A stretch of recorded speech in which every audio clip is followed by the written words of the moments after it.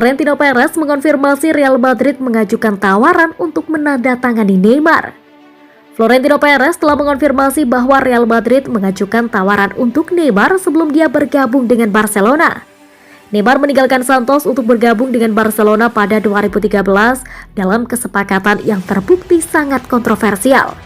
Klub Catalan bersikeras biaya kepindahannya hanya di bawah 50 juta pound sterling, tetapi perusahaan Brasil DIS yang memiliki 40% hak olahraga pemain ketika dia berada di Santos mengklaim uang yang dibayarkan lebih dari 20 juta pound sterling lebih dari itu. Dalam pernyataannya, dia mengonfirmasi bahwa klubnya mencoba mengontrak Neymar pada 2011 dan dia hanya tahu sedikit tentang hak apa yang dimiliki DIS atas pemain tersebut. Saya tidak tahu Neymar, saya tidak pernah berbicara dengannya secara pribadi. Kami tertarik untuk mengontrak Neymar sekitar 10 tahun yang lalu. Pada 2011, Real Madrid membuat tawaran kepada Santos untuk Neymar. Saya yakin itu 45 juta euro, itu tertulis di ringkasan, katanya. Para pemain pergi kemanapun mereka ingin pergi. Saya pikir Neymar ingin pergi ke Barcelona dan itulah mengapa dia pergi ke Barcelona. Tawaran pada 2011 adalah 45 juta euro, bukan 60 juta euro. Saya tidak tahu atau ingat apakah DIS memiliki hak atas Neymar. Saya ingat mereka mengirimi kami surat. Saya tidak ingat apa-apa. Kami telah menyediakan semua dokumentasi hingga abstrak. Saya tidak terlibat dalam apapun. Saya kira kami tidak menanggapi surat DIS karena kami tidak punya apa-apa untuk dikatakan.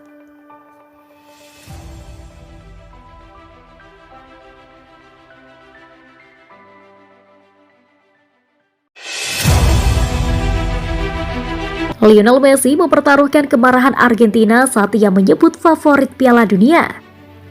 Lionel Messi akan bermain di Piala Dunia terakhirnya musim dingin ini saat dia dan Argentina menatap kejayaan, tetapi dia belum menyebut negaranya di antara favoritnya untuk mengangkat trofi di Qatar. Lionel Messi yakin rival bebuyutan Argentina, Brasil, siap untuk memenangkan Piala Dunia saat ia menyebut mereka di antara favorit. Negara Amerika Selatan itu memuncaki kualifikasi dan tampaknya akan mencapai puncaknya pada waktu yang tepat di bawah manajer Tite. Brasil, tim tersukses di Piala Dunia, belum pernah merasakan kesuksesan sejak Ronaldo membawa mereka meraih trofi pada 2002. Sekarang dengan Neymar sebagai pemain utama mereka, Messi yakin mereka berada di posisi yang tepat untuk memenangkan turnamen di Qatar. Bintang PSG itu menyebut mereka bersama dengan juara bertahan saat ini Perancis yang gagal terakhir kali mereka berusaha mempertahankan gelar mereka sebagai kedua belah pihak untuk mengalahkan musim dingin ini. Kami selalu mengatakan tim hebat yang sama, tapi jika saya harus memilih, Brasil dan Perancis adalah dua kandidat hebat untuk memenangkan Piala Dunia, kata Messi kepada DirecTV Sport. Mereka memiliki kelompok pemain yang sama untuk waktu yang lama, bekerja dengan baik. Perancis selain dari Euro terakhir ketika mereka tersingkir di babak 16 besar dan juga tampil buruk, mereka memiliki beberapa pemain yang mengesankan. Ide yang jelas dan pelatih yang sama di Didier Deschamps, Brasil sedikit sama di bawah Tite. Argentina sendiri diam-diam disukai oleh beberapa orang dengan negara Messi saat ini di tengah-tengah 35 pertandingan tak terkalahkan yang membuat mereka mengklaim Copa America musim panas lalu. Pada kesempatan itu, mereka mengalahkan Brasil di final saat Messi mengklaim kehormatan internasional pertamanya.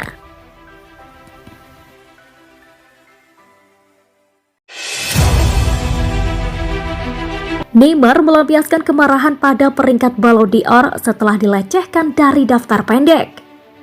Neymar telah mengecam peringkat Ballon d'Or tahun ini dan mengklaim bahwa rekan setimnya di Brasil, Vinicius Junior, seharusnya berada di peringkat yang lebih tinggi. Bintang Real Madrid Vinicius berada di peringkat ke-8 dalam klasemen tahun ini saat rekan setimnya di klub dan rekan serang Madrid Karim Benzema memenangkan mahkota Ballon d'Or perdananya pada Senin malam. Penyerang Bayern Munich Sadio Mane dan Kevin De Bruyne dari Manchester City melengkapi posisi 3 besar. Namun Neymar yang dihilangkan dari daftar 30 pemain seluruhnya sangat kritis terhadap keputusan untuk tidak menempatkan Vinicius yang ia dukung bersama di tingkat internasional untuk Brasil di 3 besar. Penyerang bertalenta ini mencetak gol kemenangan di final Liga Champions tahun ini dan menjadi bintang saat Real Madrid memenangkan La Liga dan menjadi juara di Eropa. Dia mengantongi 21 gol dan memberikan 20 assist di Liga dan Liga Champions musim lalu.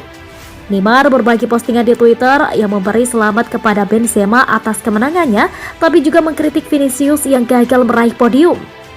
Benzema pantas mendapatkannya. Tapi bagi Vini, menjadi peringkat ke-8 tidak mungkin. Dia setidaknya harus berada di 3 besar. Terlepas dari kritik dari Neymar, yang lain telah membela peringkat Vinicius, melihat finish 8 besar sebagai pengakuan atas kampanyenya yang bagus di ibu kota Spanyol dan juga perannya di tingkat internasional menjelang putaran final Piala Dunia musim dingin ini. Bos penyerang Real Madrid Carlo Ancelotti mengomentari peringkatnya.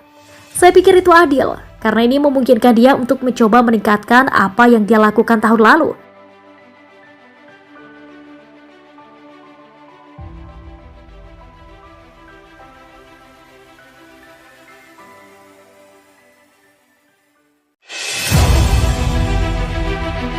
Lionel Messi meluncurkan perusahaan investasi yang menargetkan olahraga dan teknologi. Bintang sepak bola Lionel Messi membentuk perusahaan induk untuk berinvestasi di bidang olahraga, media, dan teknologi secara global. Berbasis di San Francisco, Playtime Sport Tech Holdco LLC akan menjadi kendaraan investasi utama Messi, menurut sebuah pernyataan.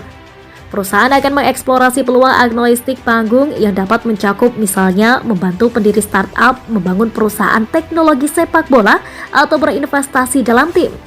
Saya bersemangat untuk memperluas akar kami di Silicon Valley, dan saya senang Playtime akan berkolaborasi dengan pengusaha pemberani dari seluruh dunia, kata Messi dalam sebuah pernyataan.